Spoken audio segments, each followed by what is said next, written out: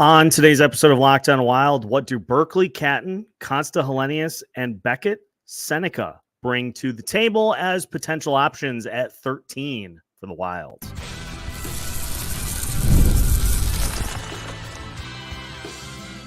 You're Locked On Wild, your daily podcast on the Minnesota Wild, part of the Locked On Podcast Network, your team every day. What's happening, everybody? Welcome in to another episode of Locked On Wild, your daily Minnesota Wild podcast, part of the Locked On Podcast Network, your team every day. Thank you, as always, for making Locked On Wild your first listen each and every day. Make sure you subscribe on YouTube and your favorite podcast platform so you don't miss out on any new episodes throughout the week. Today's episode of Locked On Wild is brought to you by FanDuel. Make every moment more. Right now, new customers get $150 in bonus bets with any winning $5 bet. That's $150 with any winning $5 bet. Visit FanDuel.com/lockedon to get started. On today's episode of Locked On Wild, we will take a look at the draft profiles of Berkley Catton, Konsta Helenius, and Beckett Sennecke to take a look at a couple other options for the Minnesota Wild at pick 13. My name is Seth Topal, your daily Minnesota Wild insider. Reminder, we've also got a chat with Alexis Pearson coming up later today to recap the championship season for PWHL Minnesota. We'll talk all things PWHL with Alexis coming later this afternoon to take a look at some of the changes that the PWHL may make going forward now that their inaugural season is in the books. But for today, we are going to try to answer three questions. And the first is, who is Berkley Catton? Berkley Catton is an 18-year-old forward out of Canada, and he is 5'11", 163, a left-hand shot.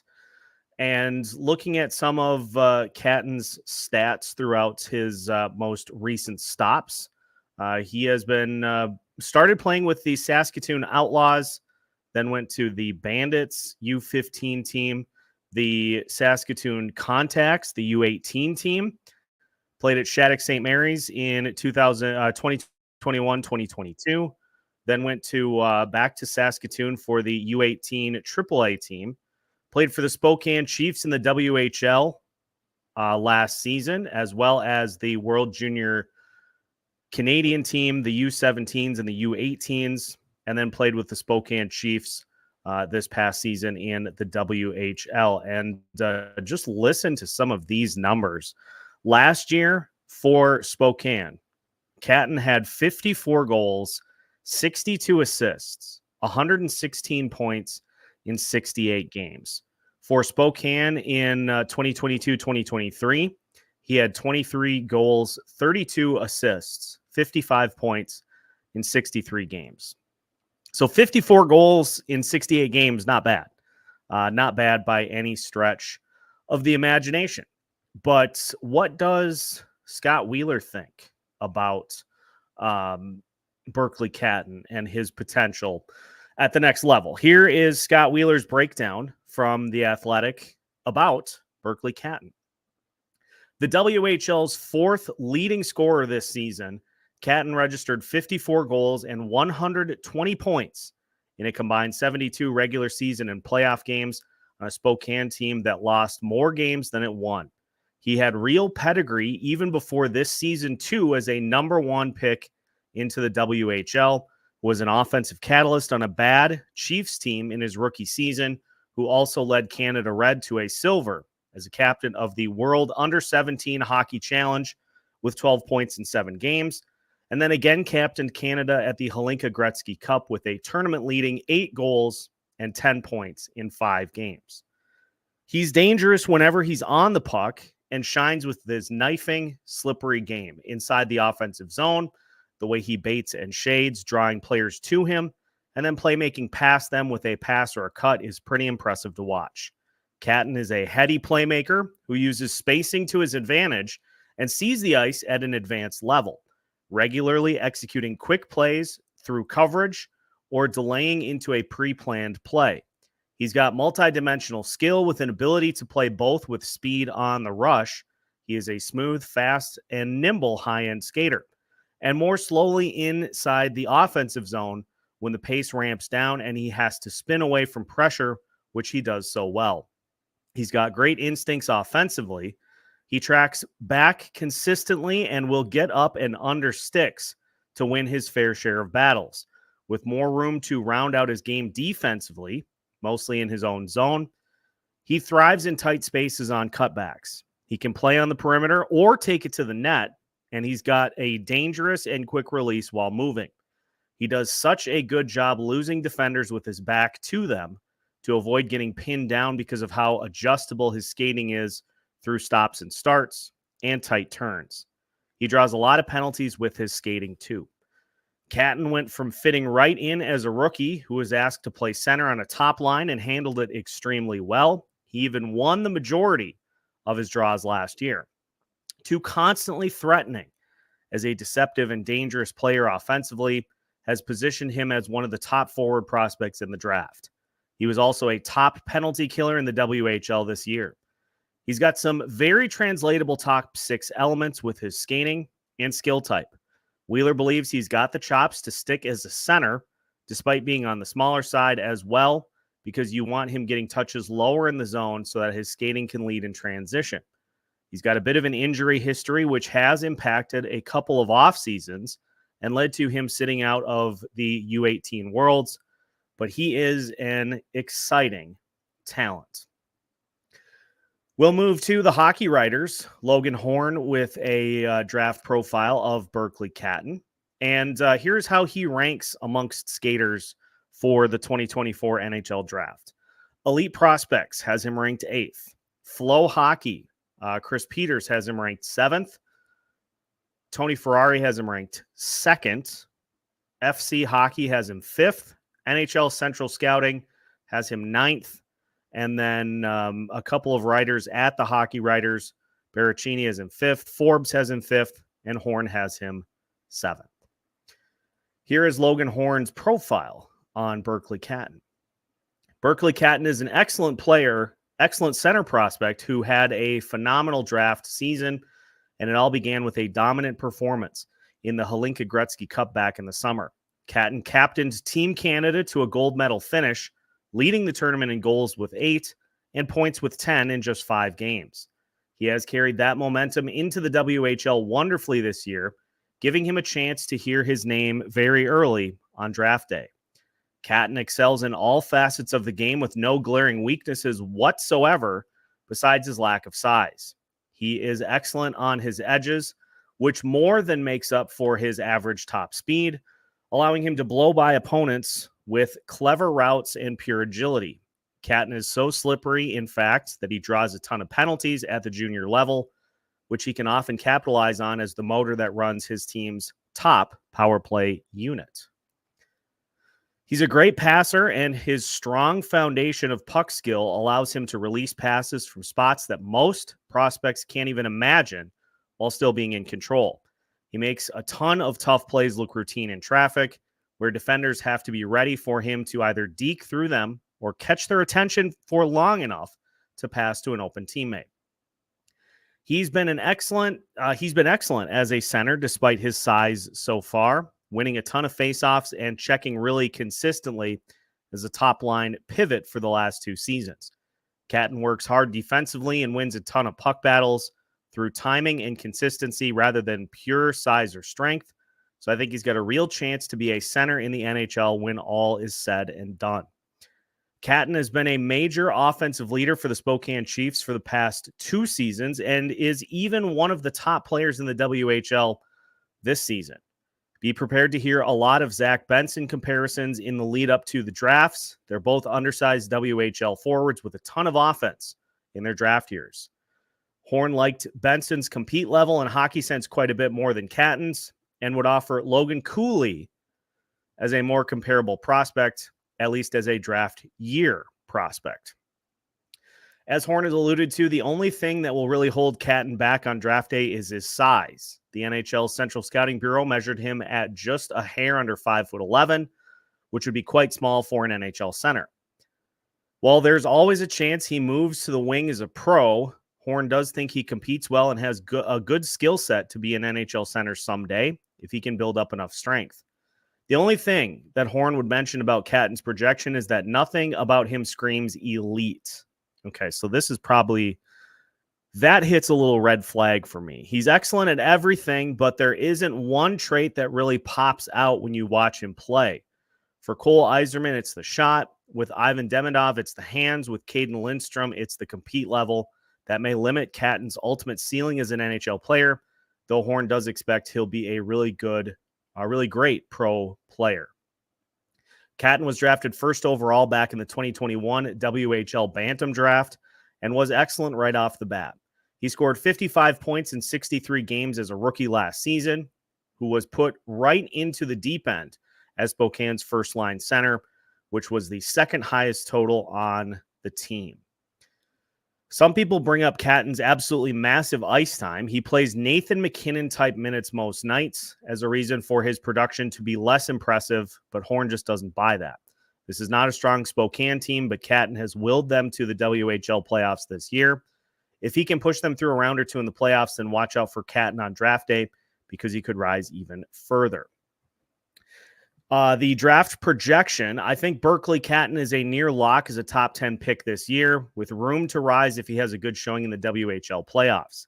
He's a great center prospect, and I think the questions around his size will be less significant than they were with someone like Benson in last year's draft. Benson went 13th in a stronger draft class, so Horn thinks that's pretty much the latest Catton could go this year, 13th. Let's take a look at his strengths. Excellent skating, goal scoring, great skill set for an NHL center, and a creative passer. And areas to work on will be filling out his frame.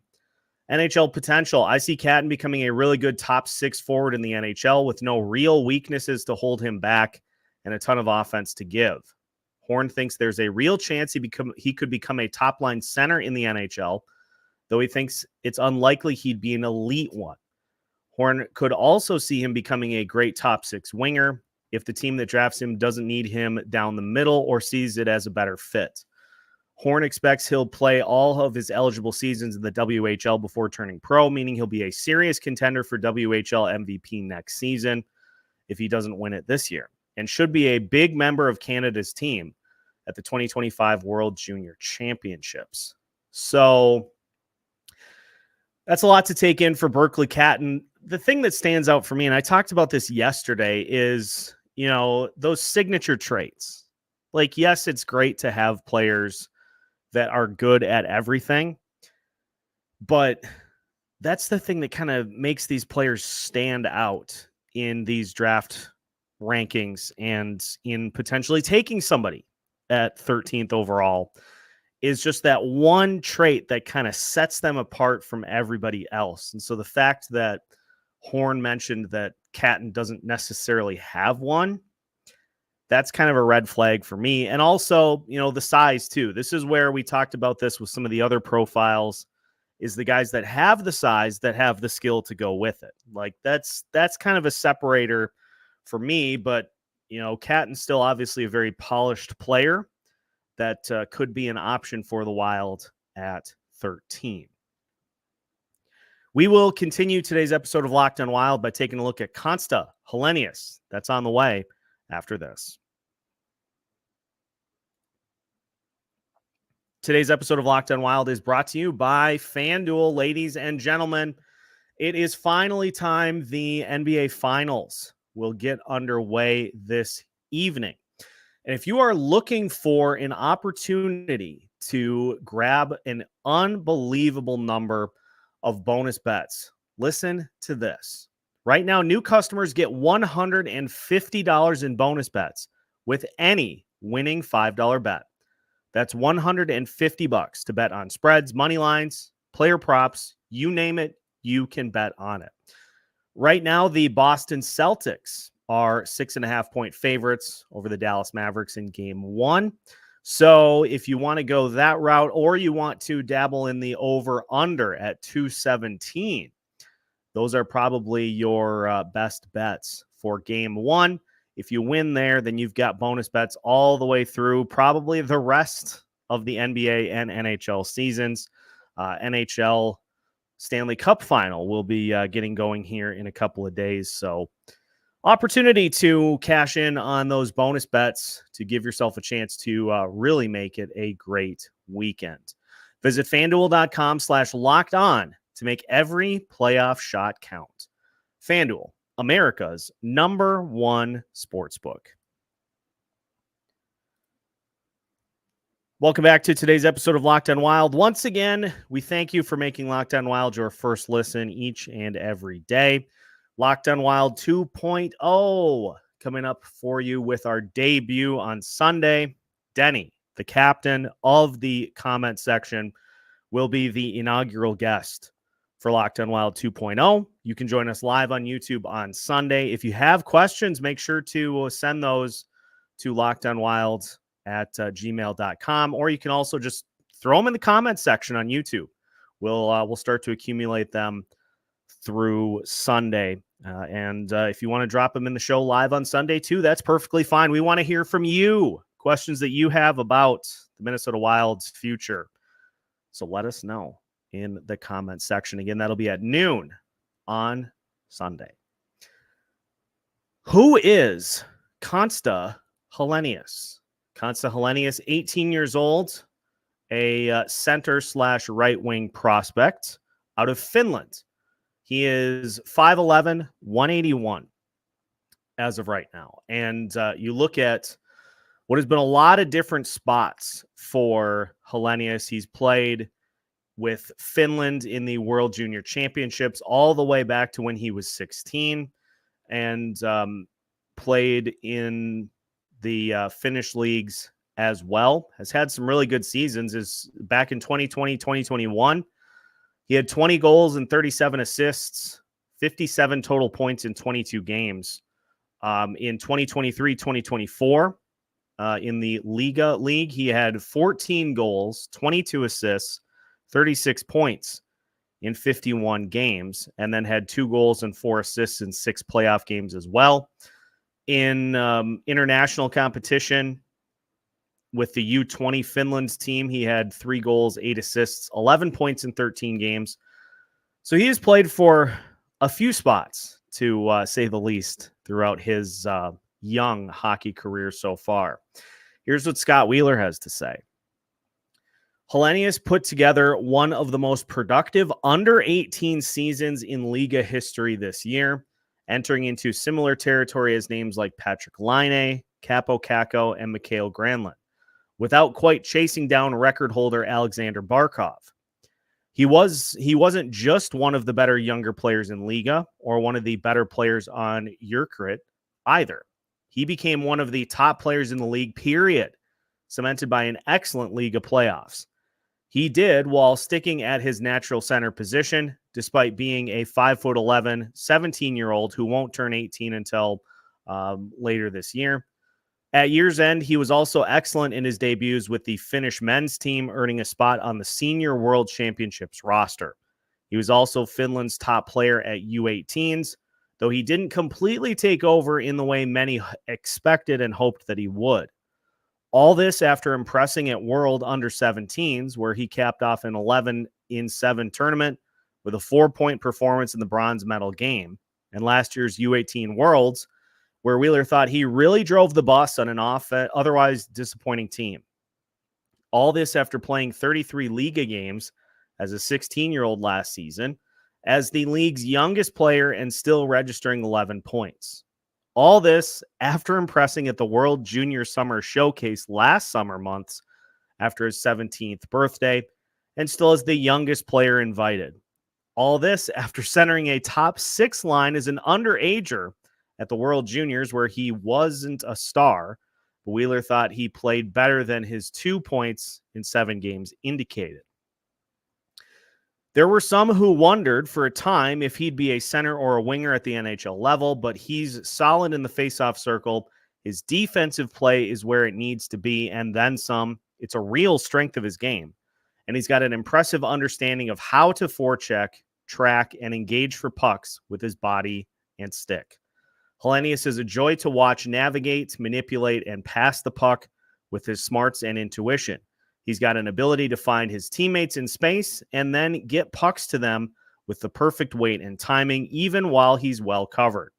He also stirs the drink through his effort level, regularly coming up with pucks when you don't expect him to, while quietly and efficiently impacting play at both ends of the rink and coming up with a ton of steals and lifts.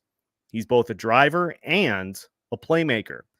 He does such a good job identifying lanes and taking what the defense gives him. He'll look for his own look when it's there or play in a quick give and go when spacing tightens up.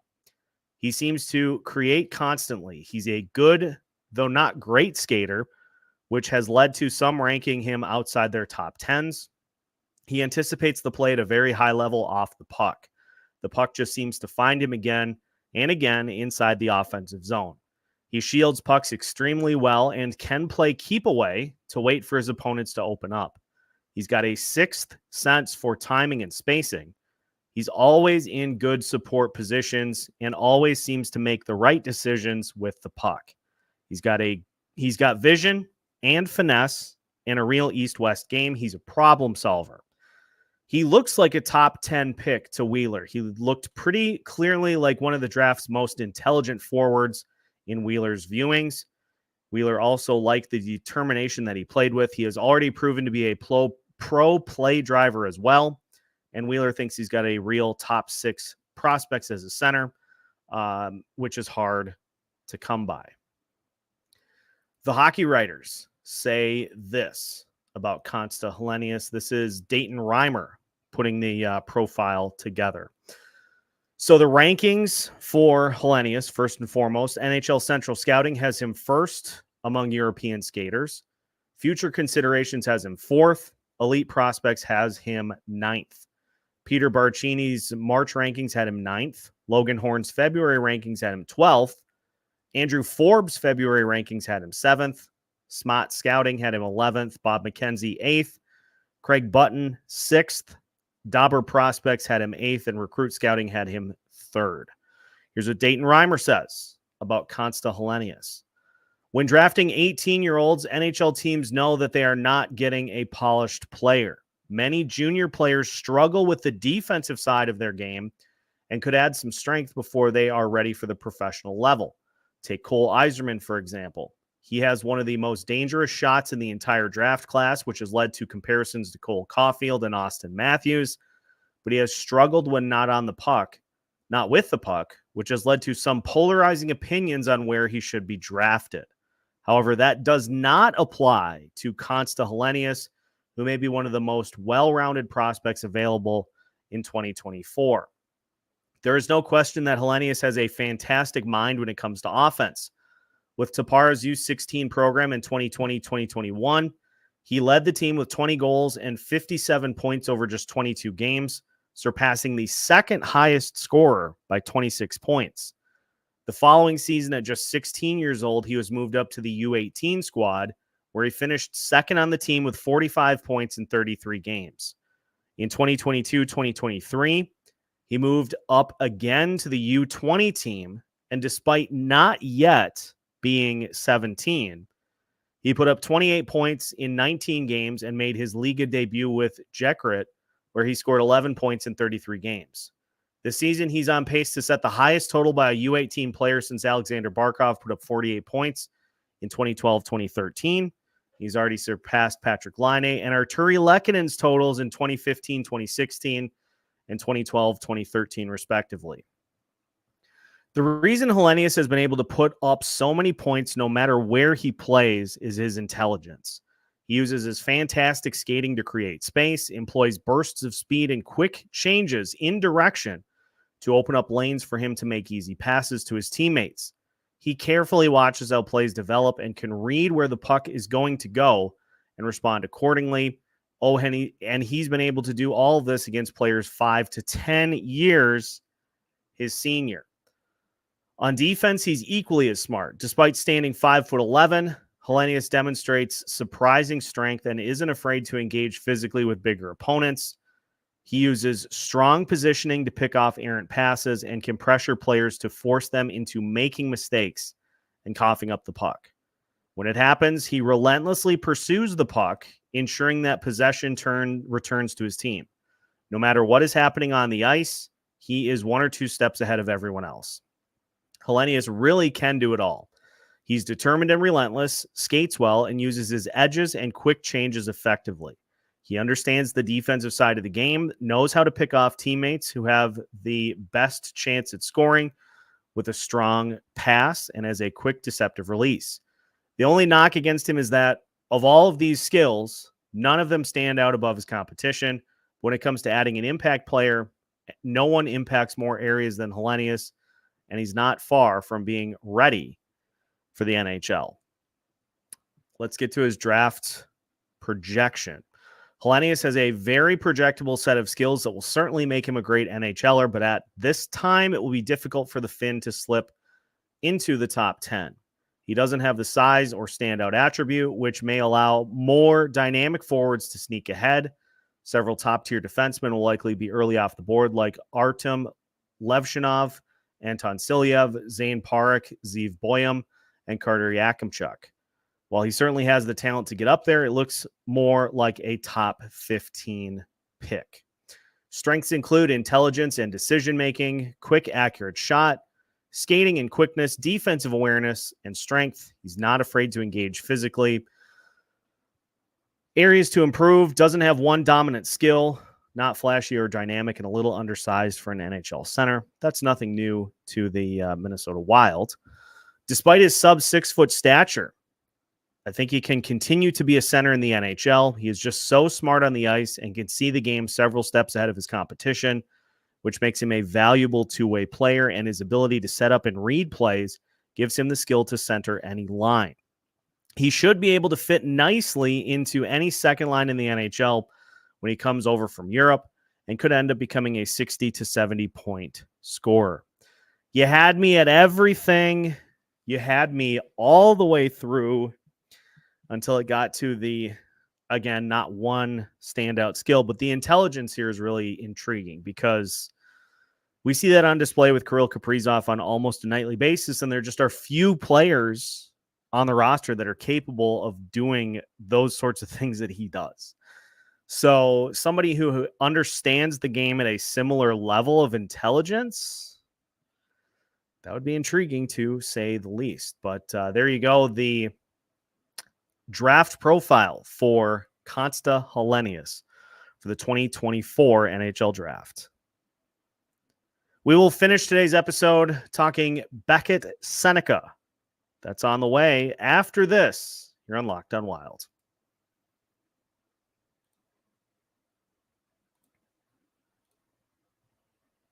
One final segment of today's episode of Locked On Wild. Once again, we thank you for making Locked On Wild your first listen each and every day. Bonus episode coming for you later today. Alexis Pearson will join to talk about the PWHL season and a championship finally making its way to Minnesota. So stay tuned for that coming later today. And we'll finish the week talking with Isha Jerome of the Soda Pod for you for tomorrow's episode. Then on Sunday, we've got Locked On Wild Live. Denny will be joining us to get into, I'm going to use the term that he has coined for basically the entire situation, is the Minnesota mess. We're going to let Denny fix things and put some plans into action as to how this team can improve. So be able to join us on Sunday at noon for the Locked On Wild debut of the captain of the comment section. Who is Beckett Sennecke? We'll start by taking a look at his statistics. A right winger from Canada, 18 years old, 6'2", 181, a right hand shot. And for Sennecke, looking at some of his numbers, Elite Prospect says Sennecke is an ankle-breaking winger who combines playmaking, manipulation, powerful net drives, and puck thievery skills to control the game.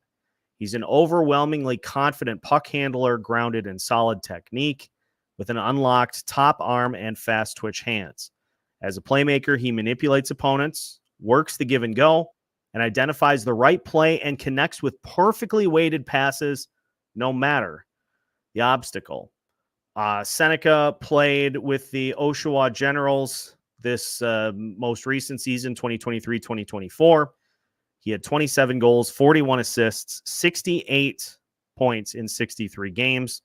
And in the playoffs, he had 10 goals, 12 assists, 22 points in 16 games. He played with Oshawa last year as well. Had 20 goals, 35 assists, 55 points in 61 games. He played with the Toronto Marlboros in 2021-2022 and had 35 goals, 45 assists, 80 total points in 45 games. Here's what Scott Wheeler has to say about Beckett Sennecke. Sennecke is a high-skill individual player with size who, after an up-and-down start to his draft season, became a game changer from the CHL NHL top prospects game on and finished on an emphatic note with an excellent playoff performance with the Gens, regularly pulling people out of their seats. He's got one of the most exciting pure skill sets in the draft. One of the more productive rookies in the OHL last year, Sennecke was a standout on a young Oshawa team, earning second all-rookie team honors and playing both wings successfully. He's a right-handed shot, but often played the left wing with would-be Avalanche draft pick Callum Ritchie, although he played mostly right wing this year. He looked a little skinny when Wheeler first went to see him play last year, and he has still looked that way in repeat viewings in Oshawa and also Moncton, where Wheeler knows scouts were keen to watch him closely at the CHL NHL top prospects game, and where Wheeler thought he was one of White's most noticeable players with the puck and worked hard, which was the start of a positive trend in his game. But his stride and shot, which both lacked power a year ago, have made clear progress. His release, which has always been naturally quick, now has some oomph, and his skating has really smoothed out and looks like a borderline strength, which has helped his dynamic rush game. Sennecke can definitely handle the puck. He's got extremely soft hands and a confidence on it, even under pressure, spinning and weaving off the wall or attacking right into defenders with his stick skill, regularly finding his way out of tough spots and traffic with craft and creativity. The puck just sticks to him. He also moves well in control, sidestepping checks, and sticks nicely. He's impressively dexterous and does a good job catching bad passes and handling the puck in his feet. But he does have a habit of playing one-on-one a little too much at times, though the staff in Oshawa has learned to live with it, which has frustrated some, but also often thrills in sequences. He'll dangle past a defender multiple times a game, but turn the puck over trying to be a hero when there are better plays. There are also times when he needs to empty the tank on the back check, but he's made more of an effort to finish his checks and battle through contact as this year progressed.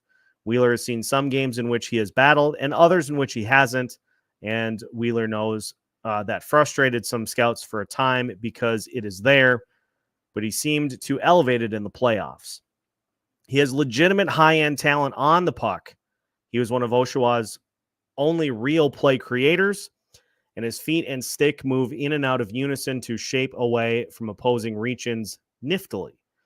He also sees through coverage well, and when he's not so focused on making the individual play, can really pass it through gaps in coverage.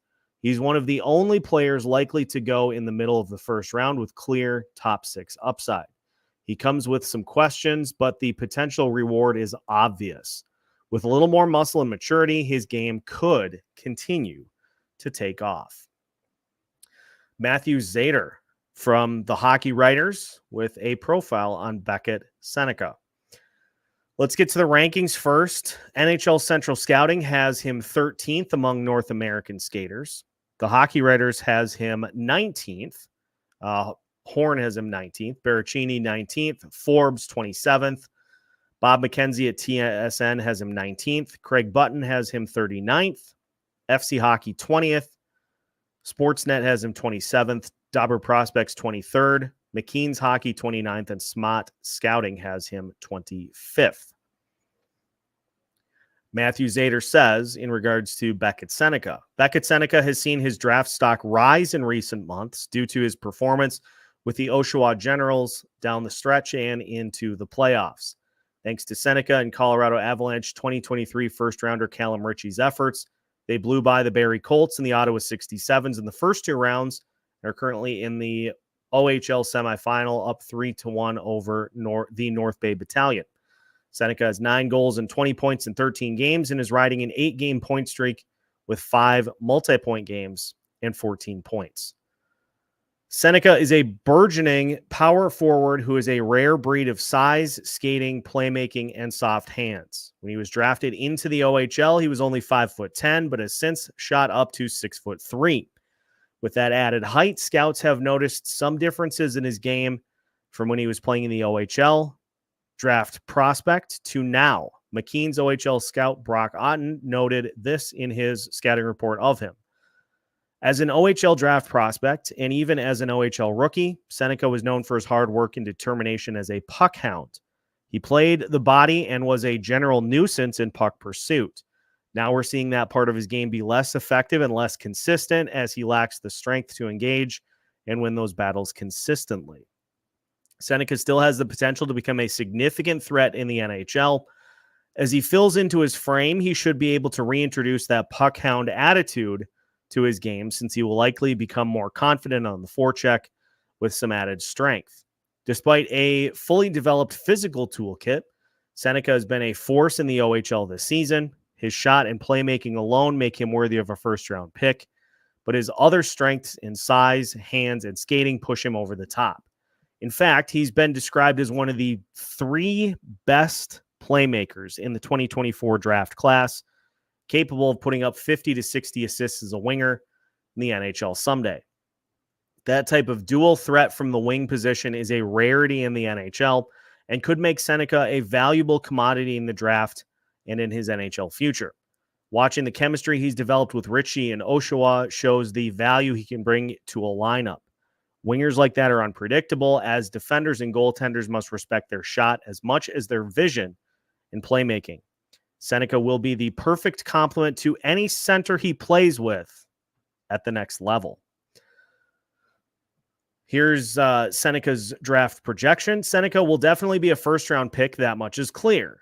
Where will he go in the top 32? That is a little bit more murky. He could be one of the wild cards of this draft, considering his package of size and skill. Teams still love their big and skilled power forwards, which could make him a candidate for a surprise top 10 pick. But if that doesn't happen, he could go somewhere in the 15 to 20 range. Strengths include skating, size, playmaking, puck handling, hockey IQ, edge work, and creativity.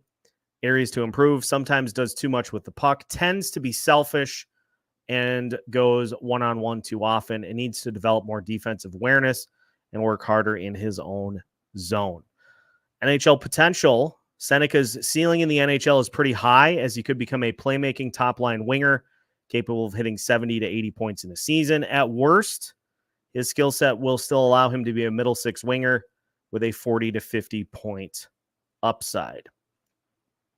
So this is another great example of a player who was on the small side, got the size, but still doesn't really know what to do with it. And it's intriguing too, because you hear the reports of being one of the more skilled forwards in the entirety of the draft. And so there would certainly be a trade-off with taking Beckett Sennecke, that he would need to work on adding a little bit more physically to complement all of the offensive components that go to his game. So that would be just another option for the Minnesota Wild. At 13, Beckett Sennecke of the Oshawa Generals. And that will do it for today's episode of Locked on Wilds. Once again, we thank you for making Locked on Wilds your first listen each and every day. Make sure to hit the like button on YouTube and make sure to follow along on your favorite podcast platforms so you don't miss out on any new episodes throughout the week. Also, make sure to follow us on our various social media platforms because we've got some exciting content for you coming up starting Monday as part of the big Locked On Wild 2.0. So stay tuned for more of that coming here throughout the rest of the week. And make sure to stay tuned as we'll keep you up to date with off-season content, draft profiles, and any Minnesota Wild news and information that breaks. Locked On Wild is your source for all of that here this offseason. We've got new episodes for you every Monday through Friday as part of the Locked On Podcast Network.